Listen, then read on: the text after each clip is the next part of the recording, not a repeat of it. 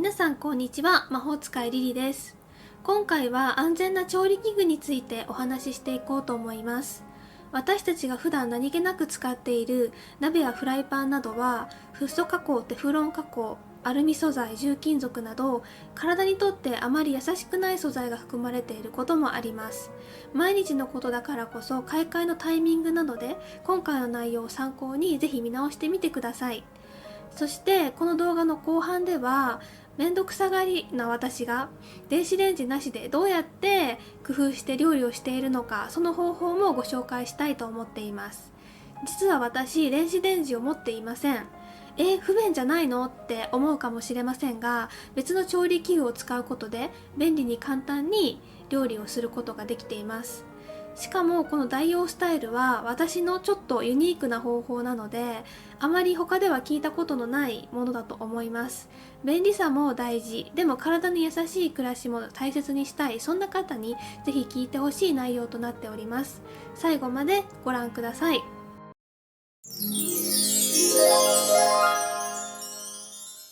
まず最初に、多くの方が一度は使ったことがあると思うテフロンやフッ素加工の調理器具についてお話しします。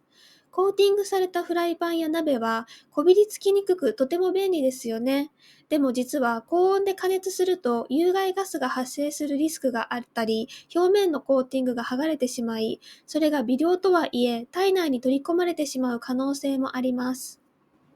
そこで加熱用の調理器具としてフッ素加工以外におすすめの素材は鉄、ステンレス、ホーロー、耐熱ガラス、土鍋などです。ちなみにアルミ鍋もよく見かけますが、アルミは体に蓄積されると脳や腎臓、骨への影響が出る可能性があるとされており、私は避けた方がいいと思います。最近ではグリーンパンなどのセラミック加工の調理器具も人気で、フッ素やテフロン加工のように手軽に使えて、かつ有害な物質を使っていないものもありますので、選択肢の一つとしていいと思います。私は鉄のフライパンとホーロー鍋をメインで使っています。それぞれの素材のメリット、デメリットについてはノートの方には書いてありますが、こちらでは省略します。気になる方は概要欄からご覧ください。ホーローや土鍋を選ぶ際は注意点があるのでご紹介します。安価な輸入品や古い製品には有害な重金属、鉛やカドミウムなどが含まれていることもあります。特に赤や黄色の鮮やかな色合いには注意が必要です。安全な製品を選ぶポイントとしては、ホーローの場合、ノタホーローや富士ホーローなど信頼できるメーカーを選ぶこと、また、日本ホーロー工業会の S マーク付き製品だと安心です。土鍋については、ハセ園、萬古焼などの専門ブランドがおすすめです。続いて、健康意識が高い方の間でよく耳にする電子レンジの健康への影響についてです。私なりの意見をシェアしていきます。私は電子レンジイコール絶対に悪いとは一概に言えないと思っています。ですが、いくつか注意しておきたいポイントがあります。ラップやプラスチック容器を使った加熱には注意が必要です。高温や油分で有害な化学物質が溶け出すリスクが指摘されています。加熱にはなるべくガラスや陶器などの容器を使用するのが安心です。さらにマイクロ波が脂質に影響を与える可能性も指摘されています。一部の研究では脂質を電子レンジで加熱すると酸化が進みやすいという報告も。特に揚げ物や乳製品など脂質の多い食品の再加熱は避けた方が無難かもしれません。一方でマイクロ波や電磁波そのもの、栄養素が壊れるといった話については正直まだ判断がつきません。エビデンスが曖昧な部分も多く、専門家の中でも意見が割れていますし、絶対にダメとも完全に安全とも言い切れないなというのが私の感想です。そこで私はこう思いました。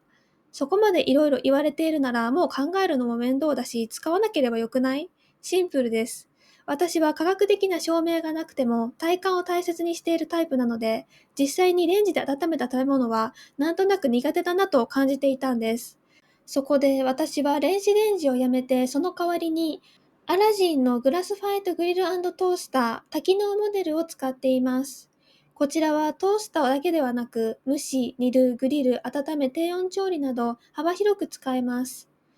私が特におすすめの使い方は、耐熱ガラスに保存した食材をそのままトースター付属の蒸し器にセットして温める方法です。栄養素を保ちつつ、ふっくらじんわり温まるので、私はすっかりこのスタイルにはまっています。この方法だと電子レンジを使わなくても火を使わずに簡単に温め直しができます。こちらのトースターの付属の蒸し器に温めたい食材をセットしていきます。今回は冷凍していたご飯と昨日の残りのタコミート、そして長芋を一緒に蒸します。電子レンジよりは温めに時間がかかってしまいますが、このように温め直しと同時に野菜を蒸したり、温めたい食材をすべて蒸し器にセットすることで、一度に温め直しや調理をすることができます。温め終わった食材をお皿に盛り付け、ベビーリーフや水切りヨーグルトを添えればタコライスの完成です。私はレクチンの関係で生のトマトは食べないようにしているので、今回は家にあった蒸した長芋を彩りとして乗せてみました。ちなみにこのレシピは今回の趣旨とは少し外れますが、概要欄にリンクを貼っておきます。興味のある方はぜひチェックしてみてください。また、私はオーブン料理も好きなのですが、予熱が少し面倒だと思っていました。それにそんなに大量に作るタイプでもないので、私のライフスタイルにはこのアラジンの多機能モデルがぴったりだったんです。だから電子レンジを置かずに、このトースターだけを使ってみることにしました。結果、とても満足しています。さらに、アラジンのトースターは炊飯機能も備えています。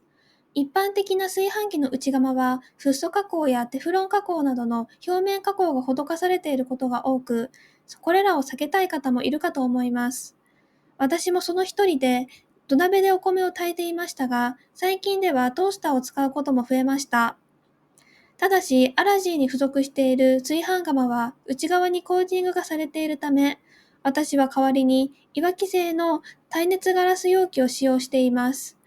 大きさもぴったりで、この方法で1年ほど問題なく使えています。なお、アラジンさんに確認したところ、付属の釜以外では安全性のテストを行っていないため、こちらの方法は自己責任となります。あらかじめご了承ください。今回の話、アラジンの回し物ですかって言われそうですが、でも違いますよ。ただ本当に使っていて、これは便利で助かると感動したので、私なりに正直にお勧めしてみました。